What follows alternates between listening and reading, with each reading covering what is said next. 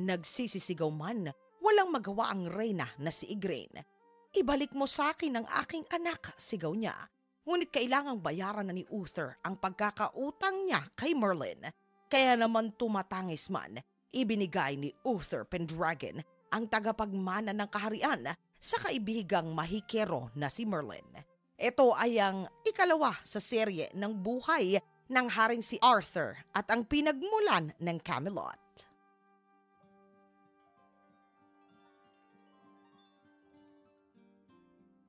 At dahil sigurado na mayroon na siya na tagapagmana, itinuon ng haring si Uther ang atensyon sa pagtupad sa propesiya na minsang sinambit ni Merlin sa kanya. Ayon sa propesiyang ito, mayroong isang magiting at magaling na hari ang mamumuno sa kanilang lupain. Pag-iisahin ng haring ito ang Britanya sa iisang korona. At ito ang magbibigay sa buong kaharian na nasasakupan nito ng kasaganahan at sa wakas ang inaasam-asam nila na kapayapaan at katahimikan. Sa isip ni Uther upang ito ay kanyang maisakatuparan, kinakailangan niya ng maraming tapat na kakampi at katuwang. Kaya naman kanyang tinipon ang mga pinakamagagaling at mga pinakatapat na mga kawan sa buong kaharian ng Britanya. Matapos ito ay dinala siya nitong si Merlin sa isang liblib sa isang ilang na lugar. "Saan mo ba ako dadalahin?" tanong ni Uther. "Huwag kang masyadong matanong," sagot nitong si Merlin. "Bilisan mo sa pagtawid, ang bagal-bagal mo," tinura nito. Tinawid nila ang ilang mga bangin, ang mga pinakamalalalim na mga karagatan, at sa wakas ay huminto na rin sila. Sa kasinambit ni Merlin na ayon sa sinaunang mga nilalang, ayon sa mga bathala na sa lugar na ito matatagpuan ang pinakamatibay na pundasyon ng isang dakila na kaharian. Dito sisibol ang isang dakilang bayan. Sumagot agad itong si Uther, "Dito ko itatatag ang kapitolyo ng aking kaharian. Ang lugar na ito ay aking tatawagin na Camelot." Matapos nito ay isa-isang kinausap nitong si Uther ang mga kanyang nasasakupan na mga bayan. Sinabi nito sa kanila ang plano na nais niya. Kaya hinimok niya ang mga ito upang tulungan siyang buuhin ang kanilang magiging engrande na kapitolyo. Sadyang napakatayog at napakatibay nito. Ayon sa mga pantas na kahit anong dami pa ng mga trabahador ay sadyang aabutin pa ng ilang mga taon ang pagbuo sa kapitolyo ng Camelot. Hindi naman lahat ay natuwa sa proyektong ito. Ayon sa mga mahaharlika, bakit kailangan bayaran pa ang mga trabahador na ito? Maaari naman sila na gumawa ng libre. Sakripisyo daw ang kailangan. Ito ay upang maibuhos ang mas marami pang yaman sa pagpapaganda ng kapitolyo nila. Samantalang ang mga kaparian ay hindi rin na natuwa. Ito ay dahil ayon sa kanila na ang lugar na pinili ng haring si Uther ay sagradong lugar para sa mga pagano.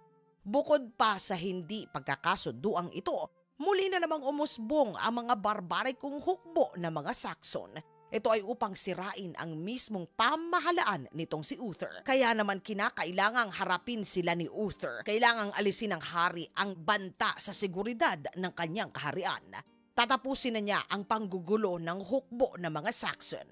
Kaya naman ipinatawag niya ang konseho ng pandigma. Ngunit ang hindi alam ng hari na sa likod ng kanyang matinding pagsisikap, meron palang iilan na siya ay tinalikuran. Pinaplano na nila ang magiging katapusan niya. Sa pagpupulong, alam nitong si Uther na sadyang malalakas na uri ng mga mandirigma ang mga Saxon. Kaya naman ayon sa kanya na hindi lamang dapat basta-basta puwersa ang dapat na gamitin nila. Kinabukasan, pumuwesto itong si Uther sa harapan pa mismo ng kanyang hukbo. Nang mapansin ito ng hari ng mga Saxon, ipinag-utos agad nito na lahat ng puwersa ng kanyang hukbo ay sabay-sabay na sumugod. Ito ay papunta sa hari na si Uther. Sa isip-isip ng mga Saxon na sa oras na makuha nila ang ulo nitong si Uther, kasabay nitong babagsak sa kanilang mga kamay ang buong Britanya. Sa pagsugod na ito, napangiti itong si Uther. Sa isip-isip niya, kinagat nila ang patibong na mismong inilatag niya. Kaya naman isinakatuparan na nila ang mga naging plano nila. Sa hindi kalayuan ng pinaglalabanan ay mayroong masukal na kagubatan. Ito ay nasa banda na tagiliran. Doon pala nag-aabang ang higit pa sa kalahating hukbo nitong si Uther. Nang nagbigay ng hudyat, nagtaka bigla ang hari. Bakit hindi umatake ang kalahati ng kanyang hukbo? Ito na pala ang grupo ng magtatraidor sa hari. Kahit palamang ang bilang ng mga Saxon sa kanila, lumaban pa rin ang buong tapang at katapatan ang hukbo ng hari. Sa pagdepensa nitong si Uther, may lubaha ito na nasugatan.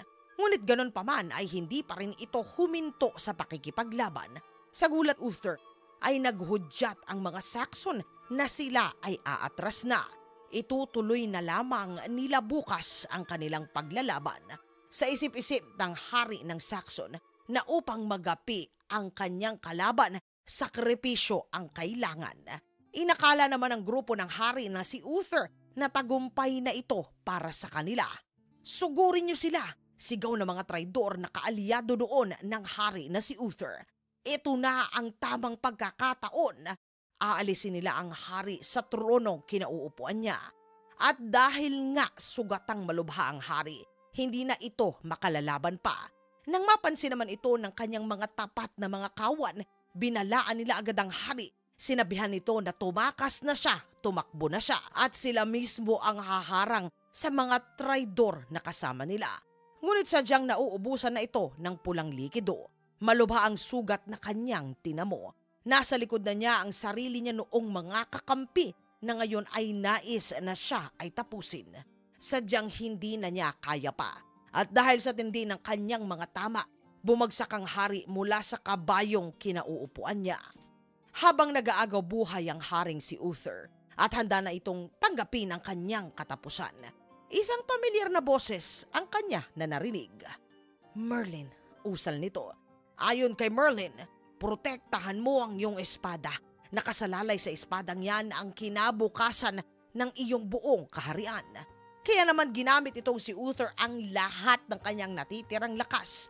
Itinusok nito ang espada sa batong unang nasilayan ng kanyang mga mata. Nang maabutan siya ng mga traidor na kasama, halos wala na ito na hininga. Ngunit nagawa pa rin nitong si Uther na tumawa. Sinambit nito ang mga kataga. Hinding-hindi ninyo makukuha ang espadang ito. At kung wala ang espadang ito, hindi ninyo makukuha ang korona at ang trono ko.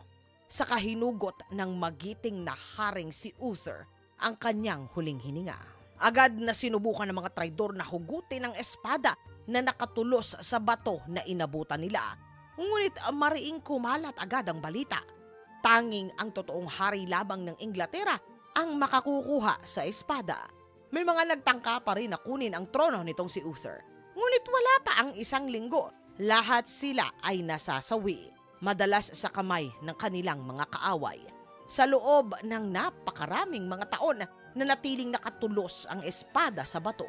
Tila ba hinihintay nito ang totoong hari upang kunin na muli ito.